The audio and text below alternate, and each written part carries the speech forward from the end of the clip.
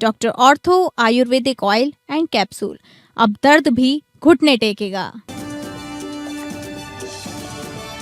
झारखंड में अबुआ आवास योजना में भाजपा ने लगाया घोटाले का आरोप। झारखंड प्रदेश भाजपा के केंद्रीय प्रवक्ता प्रतुल शाहदेव ने हेमंत सरकार पर निशाना साधते हुए कहा, अबुआ आवास योजना में हजारों करोड़ के घोटाले सामने आए। लक्ष्य के मुकाबले बेहद कम घर बनने पर भी उठे सवाल। प्रधानमंत्री के संबोधन पर झारखंड में मचा सियासी घमासान। कांग्रेस की राष्ट्रीय प्रवक्ता रितु चौधरी ने कहा, महिला आरक्षण विधेयक नहीं, परिसीमन बिल के खिलाफ है विपक्ष। पीएम पर महिलाओं को बरगलाने और जनता से झूठ बोलने को लगाया आरोप। पीएम मोदी को आतंकवादी कहने पर छत्तीसगढ़ के डिप्टी सीएम ने कांग्रेस को लिया आड़े हाथ। अरुण साव ने कांग्रेस की भाषा को बताया लोकतंत्र विरोधी। कहा, कांग्रेस अध्यक्ष खड़गे का बयान कांग्रेस की गिरती राजनीति का नतीजा। बिहार में बांका पुलिस ने गांजा तस्करी का किया भांडाफोड़। वाहन जांच के दौरान 5 किलो से अधिक गांजा बरामद। बाइक सवार 3 तस्करों को पुलिस ने दबोचा।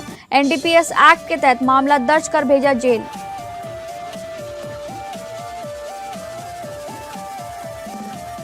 नमस्कार, आप सभी का स्वागत है स्टेट लाइव में। मैं हूं आपके साथ शालिनी राणा। शुरुआत करेंगे स्टेट लाइव की झारखंड की खबरों से। झारखंड प्रदेश भाजपा के केंद्रीय प्रवक्ता प्रतुल शाहदेव ने राज्य सरकार पर निशाना साधते हुए रांची स्थित पार्टी के प्रदेश मुख्यालय में एक प्रेस वार्ता को संबोधित करते हुए ये दावा किया कि अबुआ आवास में हजारों करोड़ के बड़े घोटाले सामने आ रहे हैं। उन्होंने कहा कि अभी तक 20 लाख घरों में लक्ष्य के अंतर्गत सिर्फ 19,650 अबुआ आवास पूर्ण हुए हैं, जबकि पिछले 3 वर्षों में अबुआ आवास के मद में लगभग 10,000 करोड़ का आवंटन हुआ है। भाजपा प्रवक्ता ने आगे कहा, अभी से लेकर दिसंबर 2027 तक राज्य सरकार को 2,700 अबुआ आवास प्रतिदिन बनाने होंगे, तब जाकर 20 लाख का आंकड़ा पूरा होगा। जबकि हर महीने के आंकड़े की बात करें तो सरकार को लगभग 80,000 घर हर एक महीने में बनाने होंगे अपने लक्ष्य को प्राप्त करने के लिए। वहीं दूसरी तरफ उन्होंने याद दिलाया कि प्रधानमंत्री आवास योजना के अंतर्गत 4.3 करोड़ निबंधित आवास हैं, जिसके 75% हिस्सा या तो महिलाओं के नाम पर आवंटित है या वो संयुक्त रूप से इस घर की मालकिन है। बहरहाल भाजपा नेता का कहना है कि झारखंड में अबुआ आवास के नाम पर महिलाओं और गरीबों के साथ धोखा किया गया। वहीं मौजूदा वित्तीय वर्ष में भी 4,100 करोड़ रुपयों का आवंटन किया गया है, लेकिन प्राप्त जानकारी के अनुसार गरीबों को पैसा मिलना बंद हो गया है। इसके अलावा प्रतुल शाहदेव ने कहा कि प्रधानमंत्री आवास के लाभार्थियों को 40 लाख करोड़ रुपए हस्तांतरित किए गए हैं, जिससे देश भर में समय पर निर्माण सहायता सुनिश्चित हुई है। वहीं भाजपा नेता ने इस घोटाले की उच्च स्तरीय जांच की मांग भी कर डाली है। प्रेस वार्ता को शुरू करने से पहले आज हम इस सरकार में जो एक बड़ा घोटाला हो रहा है उसको पर्दाफाश करेंगे।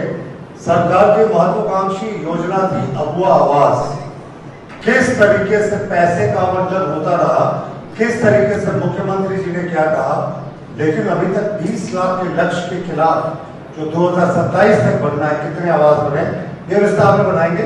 मैं आपको 2 छोटे-छोटे वीडियो दिखाता हूँ। लोकसभा के विशेष सत्र के दौरान महिला आरक्षण संशोधन विधेयक के गिरने पर झारखंड प्रदेश भाजपा लगातार कांग्रेस सहित इंडी गठबंधन के विपक्षी दलों पर तीखा हमला कर रही है। वहीं इस मामले पर रांची से राज्यसभा सांसद दीपक प्रकाश ने एपीएन न्यूज से खुलकर बातचीत करते हुए कड़ी प्रतिक्रिया व्यक्त की है। इसी बीच उन्होंने कई सवालों का जवाब देते हुए जेएमएम बीजेपी के बीच गठबंधन की संभावनाओं पर भी बड़ी बात कही है।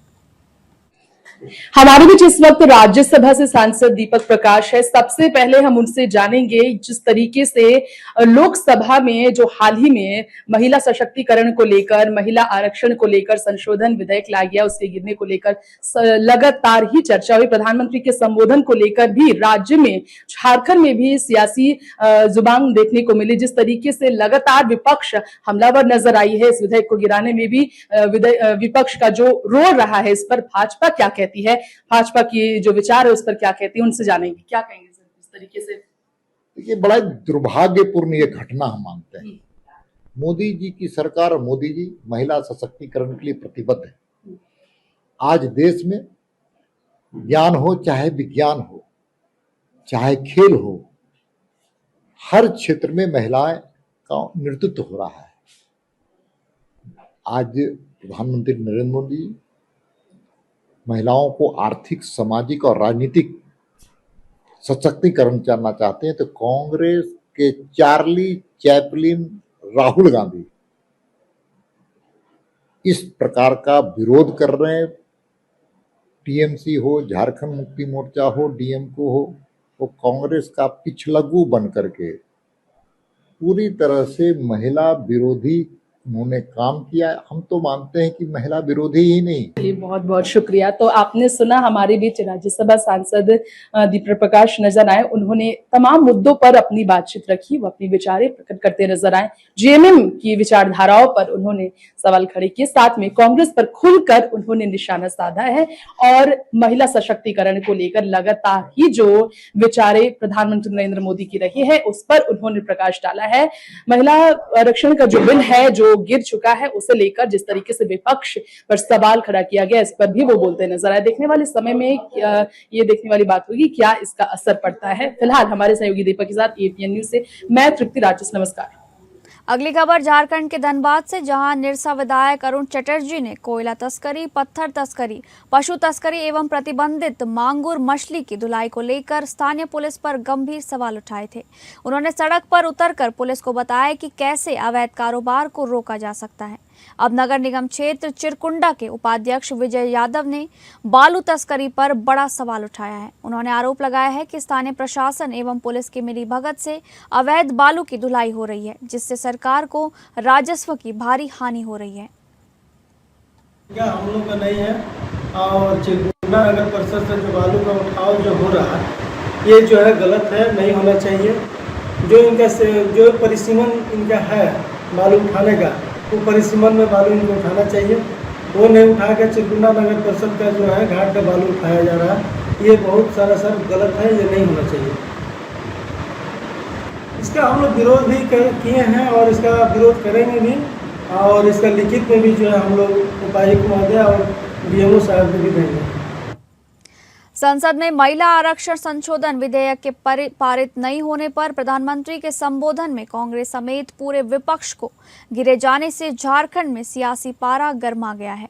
इस क्रम में रांची स्थित कांग्रेस भवन में एक संवाददाता सम्मेलन को संबोधित करते हुए कांग्रेस की राष्ट्रीय प्रवक्ता रितु चौधरी ने केंद्र सरकार और भाजपा पर करारा प्रहार किया है। तो वहीं कांग्रेस पर लगे महिला विरोधी के आरोप पर पलटवार करते हुए उन्होंने कहा कि विपक्ष ने महिला आरक्षण विधेयक नहीं, परिसीमन बिल को गिराया है। इसी बीच कांग्रेस प्रवक्ता ने कहा कि ओबीसी महिलाओं को हक और अधिकार से वंचित रखने के लिए भाजपा कुत्सित प्रयास कर रही है। ऋतु चौधरी ने केंद्र सरकार पर देश की महिलाओं को बरगलाने और देश की जनता से झूठ बोलने का आरोप लगाते हुए ये भी कहा कि महिला आरक्षण की आड़ में सरकार द्वारा परिसीमन बिल लाया गया था, जिसे विपक्ष द्वारा गिराया गया। इसी के साथ देश के नाम संबोधन में प्रधानमंत्री का जिक्र करते हुए उन्होंने कहा कि महिलाओं और देश से झूठ बोलकर देश में भाजपा मनमाने ढंग से परिसीमन लागू करना चाहती है। जिस तरह जम्मू कश्मीर में मनमाना परिसीमन लागू किया गया था, जहां जम्मू को ज्यादा और कश्मीर को कम सीटें दी गई। वर्तमान में संसद में पेश परिसीमन बिल देश को तोड़ने वाला था। इस बिल से उत्तर पूर्व गोवा, दक्षिण भारत के राज्य व्यापक रूप से प्रभावित होते।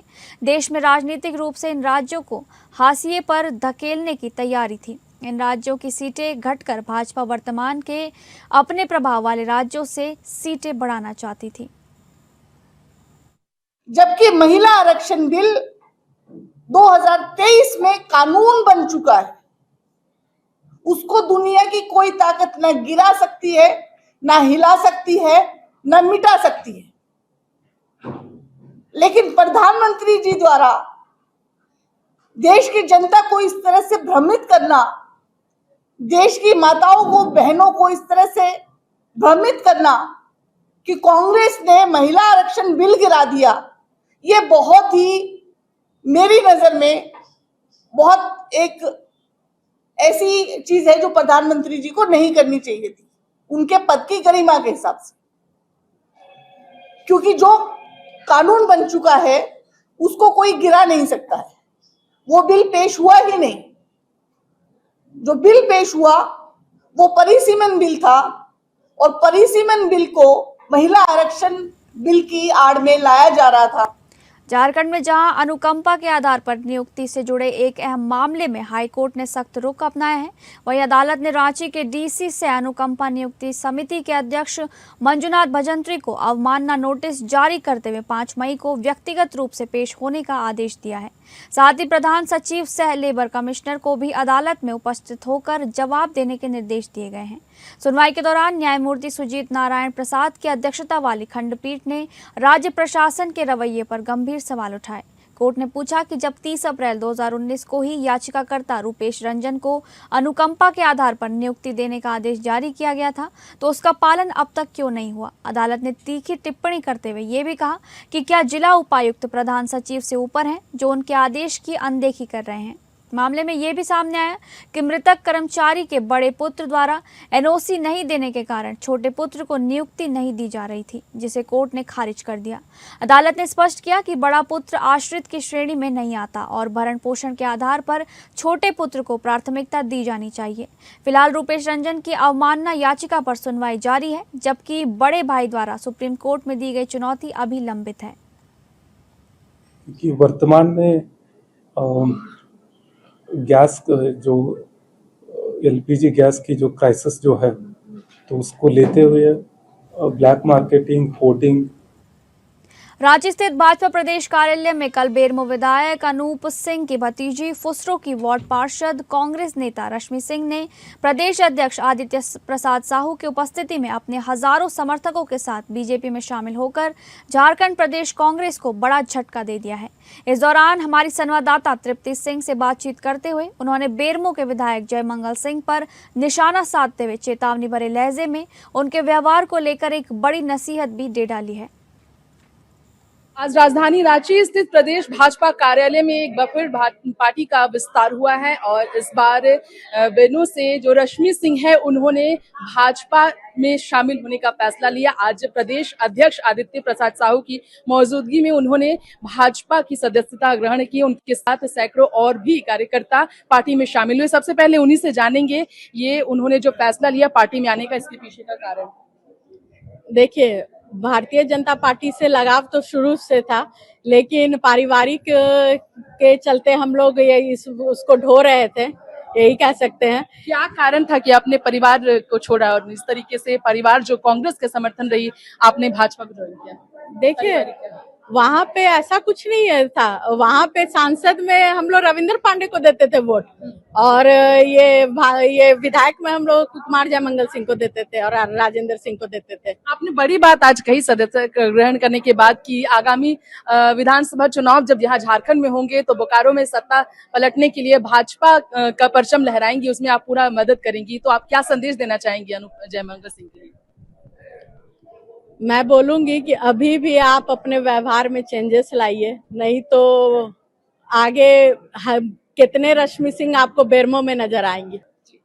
तो सुना आपने किस तरीके से यहाँ पर रश्मि सिंह ने अपनी बात रखी है और तमाम कार्यकर्ताओं के साथ वो भाजपा का सदस्यता ग्रहण करने के बाद इस वक्त बड़े संदेश देते नजर आए। इस वक्त काफी बड़ी बात उन्होंने कही है। कांग्रेस विधायक जयमंगल सिंह को भी उन्होंने संदेश भेजा है। कहीं ना कहीं उनके व्यवहार में बदलाव को लेकर उन्होंने सलाह दी। देखने वाली बात होगी क्या होगा आगे। फिलहाल भाजपा को लेकर रश्मि सिंह हमारे बीच जो नजर आई बातचीत करते हुए। हमारे सहयोगी दीपक के साथ एपीएन न्यूज से मैं तृप्ति यहीं से रांची से। नमस्कार।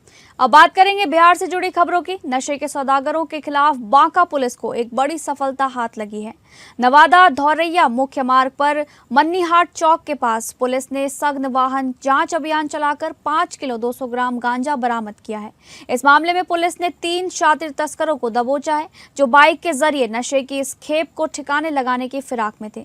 मामले का खुलासा करते हुए बांका एसपी उपेंद्र नाथ वर्मा ने बताया कि धौरैया थानाध्यक्ष सह इंस्पेक्टर अमित कुमार के नेतृत्व में मन्नीहाट चौक पर रूटीन चेकिंग की जा रही थी। इसी दौरान एक स्प्लेंडर बाइक पर सवार युवकों की गतिविधियां संदिग्ध लगी।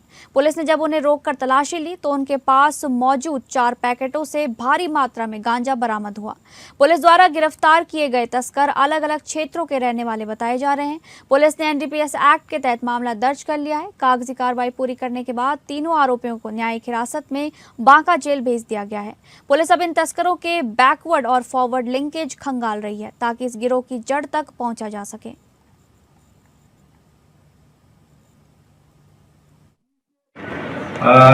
कल अपराध नियंत्रण के दृष्टिकोण से वाहन चेकिंग अभियान चलाया गया था समस्त जिले में।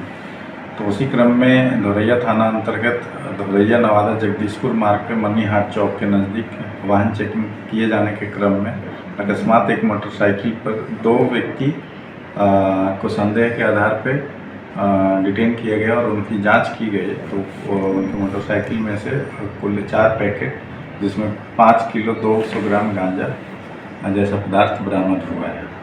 इस क्रम में इन दोनों को अरेस्ट करके बांका जिले में पुलिस ने बड़ी आपराधिक घटना को होने से पहले ही विफल कर दिया। गुप्त सूचना के आधार पर कार्रवाई करते हुए पुलिस ने 3 आरोपियों को अलग अलग स्थानों से गिरफ्तार किया। इनके पास से एक देसी कट्टा, एक देसी पिस्टल और एक गोली बरामद की गई है। मुख्य आरोपी मुन्ना धौर को जमदाहा ओपी क्षेत्र से पकड़ा गया, जबकि उसकी निशानदेही पर अन्य 2 आरोपियों को बौंसी थाना क्षेत्र से गिरफ्तार किया गया है। पुलिस ने सभी के खिलाफ संबंधित धाराओं में मामला दर्ज कर लिया है। इस कार्रवाई में एसडीपीओ बेलहर और बौंसी के नेतृत्व में डीआईयू टीम व स्थानीय थाना पुलिस की अहम भूमिका रही। पुलिस के अनुसार इस कार्रवाई से एक बड़ी वारदात टल गई है और अन्य फरार आरोपियों की तलाश जारी है।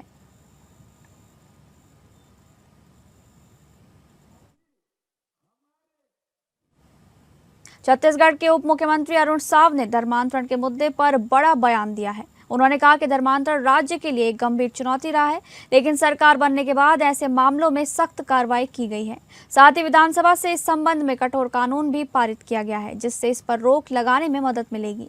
डिप्टी सीएम ने कहा कि कानून के साथ साथ समाज को भी जागरूक होने की जरूरत है, ताकि धर्मांतरण जैसी गतिविधियों पर प्रभावी नियंत्रण किया जा सके। उन्होंने सरकार की ओर से उठाए गए कदमों को आवश्यक बताते हुए कहा कि इससे सामाजिक संतुलन बनाए रखने में मदद मिलेगी। वहीं कांग्रेस पर हमला करते हुए अरुण साव ने कहा कि पार्टी के नेता निम्न स्तर की राजनीति कर रहे हैं और प्रधानमंत्री के खिलाफ जिस तरह की भाषा का इस्तेमाल किया जा रहा है वो लोकतंत्र का अपमान है। उन्होंने कहा कि ये देश के 140 करोड़ लोगों का भी अपमान है और कांग्रेस की गिरती राजनीति को दर्शाता है। डिप्टी सीएम ने इन बयानों की कड़ी निंदा करते हुए इसे दुर्भाग्यपूर्ण बताया है।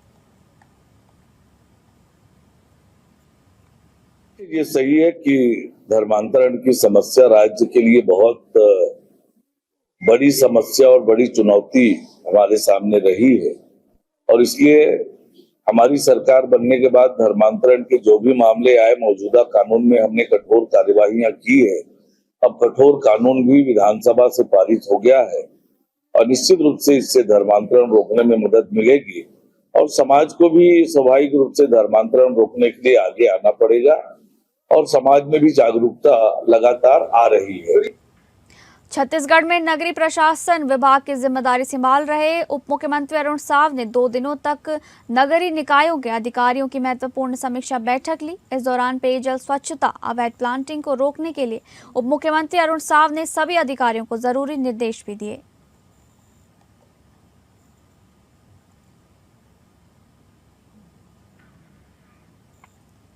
छत्तीसगढ़ की राजनीति से खबर सामने आ रही है, जहां कांग्रेस प्रवक्ता सुशील आनंद शुक्ला ने सरकार पर उर्वरक संकट को लेकर गंभीर आरोप लगाए हैं। उन्होंने कहा कि खरीफ सीजन से पहले राज्य में उर्वरकों की भारी कमी है। जरूरत 15 लाख मीट्रिक टन से ज्यादा है, लेकिन सरकार के पास आधा भंडारण भी उपलब्ध नहीं है, जिससे किसानों की परेशानी बढ़ सकती है। कांग्रेस प्रवक्ता ने आरोप लगाया कि किसानों को एक बार फिर डीएपी और यूरिया के लिए भटकना पड़ सकता है और कालाबाजारी का सामना करना पड़ सकता है। इसके साथ ही उन्होंने कानून व्यवस्था पर भी सवाल उठाए और बिलासपुर के रतनपुर की घटना का जिक्र करते हुए कहा कि थाने में ही फरियादी के साथ मारपीट जैसी घटनाएं सामने आ रही हैं, जो चिंताजनक हैं। वहीं क्रिकेट दिग्गज सचिन तेंदुलकर के बस्तर दौरे में सुरक्षा कारणों से बदलाव को लेकर भी उन्होंने सरकार को घेरा। उन्होंने सवाल उठाया कि अगर राज्य नक्सल मुक्त है तो इतने बड़े खिलाड़ी के कार्यक्रमों में कटौती क्यों की गई। कांग्रेस ने इसे सरकार के दावों और जमीनी हकीकत के बीच बड़ा अंतर बताया है।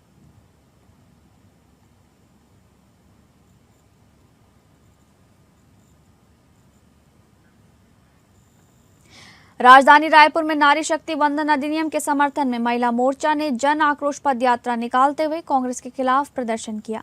रायपुर में भाजपा महिला मोर्चा के नेतृत्व में सुभाष स्टेडियम से जन आक्रोश पद यात्रा निकाली गई, जिसमें हजारों की संख्या में महिलाओं ने हिस्सा लिया। पद यात्रा के दौरान कांग्रेस के विरोध में पुतला दहन भी किया गया। कार्यक्रम को संबोधित करते हुए मुख्यमंत्री विष्णुदेव साय ने कांग्रेस और विपक्षी दलों पर महिला विरोधी होने का आरोप लगाया है। वहीं भाजपा प्रदेश अध्यक्ष किरण देव ने कहा कि कांग्रेस महिलाओं को केवल वोट बैंक मानती रही है। भाजपा राष्ट्रीय उपाध्यक्ष सरोज पांडे ने कहा कि महिला आरक्षण का विरोध कर विपक्ष ने महिलाओं के अधिकारों को रोकने का काम किया है। उप मुख्यमंत्री अरुण साव ने भी कांग्रेस पर निशाना साधते हुए कहा कि पार्टी महिलाओं को नेतृत्व में आगे नहीं आने देना चाहती। कार्यक्रम में केंद्रीय राज्य मंत्री तोखन साहू सहित कई जनप्रतिनिधि और बड़ी संख्या में महिलाएं मौजूद रहीं।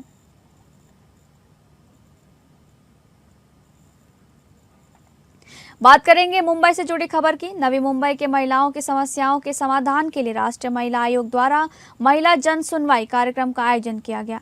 इस कार्यक्रम में आयोग की अध्यक्षा विजया रहाटकर मौजूद रही। महिलाओं को अपनी शिकायतें सीधे रखने और उन पर तुरंत कार्रवाई सुनिश्चित करने के उद्देश्य से नवी मुंबई में महिला जन सुनवाई कार्यक्रम आयोजित किया गया।